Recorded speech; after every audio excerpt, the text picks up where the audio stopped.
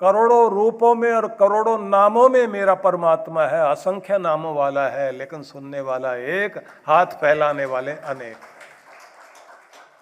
प्रार्थना करने वाले अनेक हैं, झोलियां भरने वाला एक ही एक है, वही दे रहा है सबको। तो जिस रूप में भी मानते हो, जिस नाम से भी मानते हो, पूर्णतया मानिए। बाबा तुलसी ने तो शिव उपासना भी की,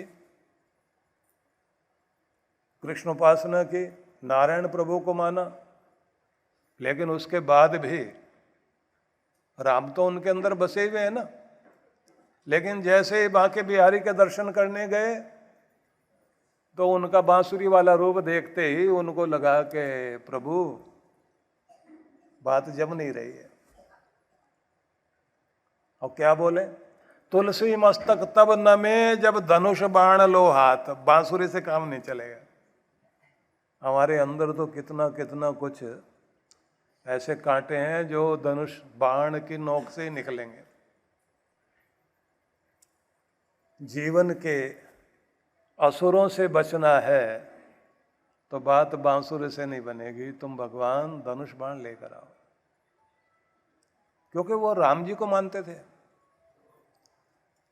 तो मंदिर में भी जब आप जहां भी जाते हो, आप शिव को मानते हो, तो राम जी के मंदिर में चले गए तो वहां भी शिव रूप में ही राम जी को देख करके प्रणाम करना और उनसे निवेदन भी करना, प्रार्थना भी करना। लेकिन ऐसा नहीं है कि जिनको मानते हो तो दूसरे को इग्नोर कर दो। प्रणाम करके आइए और सबको एक ही रूप में देखिए। नरहरि सुनार थे ना, भक्त भी बहुत बड़े थे। भगवान को कितना माने, जब तक सवेरे भगवान शिव के दर्शन ना कर लें, पानी भी ना पिए, किसी से बात भी ना करें, और क्या कहते थे, देखने योग्य दुनिया में कोई है तो मेरा शिव है, सुनने योग्य है तो शिव है, जपने योग्य अगर कुछ है तो भगवान शिव की ही वाणी है। आगे पीछे दाएं बाएं चारों ओर मेरा शिव ही शिव। अब दिन में वो सुनार का काम भी करें, बैठे तो कहें मेरा शिव मुझसे जो नौकरी करा रहा है कर रहा हूं, शाम को जो प्रसाद मिलेगा, फल मिलेगा, लेकर घर जाएंगे। आए हुए व्यक्ति में समझते थे कि मेरे शिव के ही प्रतिनिधि लोग हैं, मैं उनकी सेवा कर रहा हूं। सवेरे सवेरे एक आदमी आ गया, अभी वो पूजा कर ही रहे थे। दुकान में जाकर के पूजा करता है ना आदमी। अब जैसे पूजा कर रहे थे तो पूजा करने के बाद में सामने सूरज की तरफ मुंह किया और भगवान सूर्य की रश्मियों को महसूस करते हुए कहा कि तू मेरे माथे को छू रहा है, महसूस करता हूं कि शिव तुम ही मुझे स्पर्श कर रहे हो, और आया हुआ ग्राहक भी तेरा ही रूप होता है। इतनी देर में ग्राहक दिखाई दिया, ग्राहक खड़ा हुआ। हाँ बताइए भगत जी, आए हो तो क्या खास काम है? बोले महाराज एक कमरबंद बनवाना है आपसे। अच्छा किसका बनवाना है? उसने कहा हम तो विट्ठलनाथ जी को मानते हैं। अच्छा विट्ठलनाथ मतलब कृष्ण भगवान के पुजारी हो, वैष्णव हो? हम तो शैव हैं।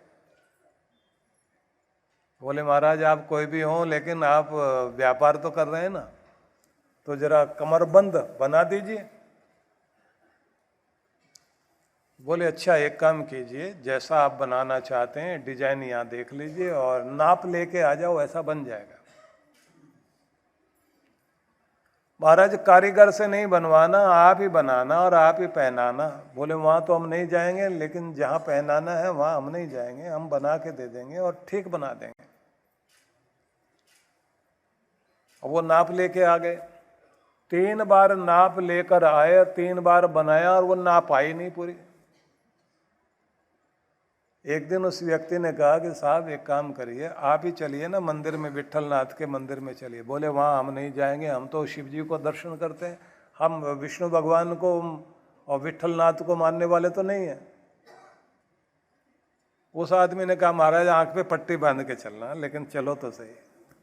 अब वो आंख में पट्टी बांध के चले गए।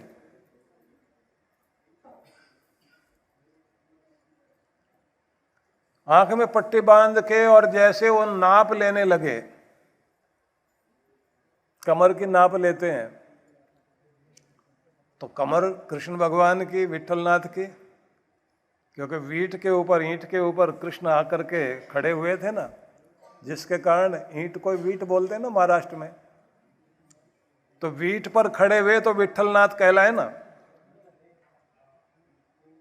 क्योंकि दर्शन दिए थे पुंडरीक को। तो जैसे ही इन्होंने कमर से, आंख में पट्टी बंधी हुई, कमर की नाप ले रहे हैं, तो कमर में महसूस हुआ कि ये कमर तो शिवजी वाली है, बागंबर है। हाथ लगा के देखा, बागंबर पूरा महसूस हो रहा है, शेर का मुख भी महसूस हुआ।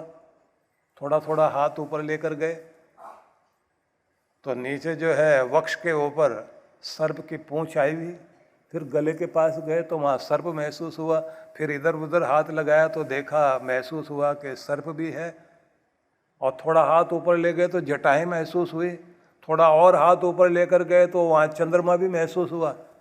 वो बोले प्रभु आप हो और हम अपने आंख में पट्टी बांधे हुए, ये तो बड़ा गड़बड़ हो गया है, दर्शन तो आपके ही करते हैं और यहाँ आप मौजूद हो और मैं अभागा आंख में पट्टी बांधी हुई। खोल दी पट्टी, देखा कृष्ण भगवान खड़े हुए हैं सामने।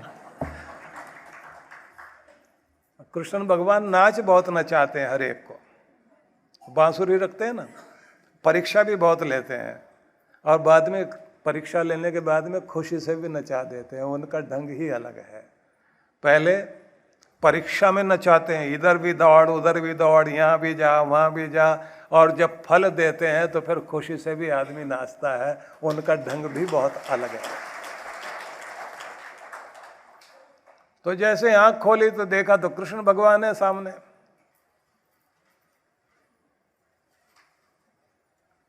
आंख में आंसू आ गए, ये क्या गड़बड़ है, मैंने तो कई बार चेक किया, तब तो आप शिव नजर आए थे, अब कृष्ण दिखाई दे रहे हैं। आंख में आंसू आ गए, व्रत टूट गया, नियम टूट गया, भगवान हम तो आपको देखते थे। नाप ली, नाप लेकर के अगले दिन जब सवेरे पूजा करने के लिए बैठे तो महसूस हुआ कि भगवान दर्शन दे रहे हैं। आंख में, मन की आंखों से कभी शिव दिखाई दें, कभी विठलनाथ दिखाई दें। तो ये बोलने लग गए, प्रभु बताओ तो सही, आप ये वाले हैं या ये वाले हैं। तो भीतर से आवाज आई कि मूर्ख, तू अलग अलग समझता है, हम एक ही हैं। जब तू शिव रूप में देखता है तो परीक्षा लेने के लिए मैं ही विठलनाथ के रूप में सामने आ जाता हूं, और जब विठलनाथ के रूप में सामने आता हूं तो तू कहीं ऐसा ना समझ ले कि मैं विठल ही हूं, तो उसके बाद में मैं शिव रूप में आ जाता हूं। मेरे रूप अलग अलग दिखाई देते हैं लेकिन हूं तो मैं एक ही एक हूं। तो जब भी आप दर्शन करने जाएं भगवान के, तो भगवान के मंदिर में मानो भले ही एक इष्ट को, आपका इष्ट तो एक ही होना चाहिए ना। पूरी जिंदगी आप निर्णय नहीं कर पाते कि मैं मानता किसको हूं, मैं तो सबको ही मानता हूं, तो सबको तो किसी को नहीं मानते हो। एक इष्ट देव आपका होना चाहिए, एक मंत्र, एक कंठ, एक संत, एक ग्रंथ, एक पंथ। ये तो आपके लिए महत्वपूर्ण है ही। एक मंत्र के साथ, एक गुरु के साथ, एक इष्ट देव के साथ, एक विधि के साथ और एक ग्रंथ से जुड़ करके जब आप समर्पित हो जाते हैं, बस उसी दिन आपकी जिंदगी में चमत्कार होना शुरू हो जाता है। यहीं से कृपा आनी शुरू हो जाती है।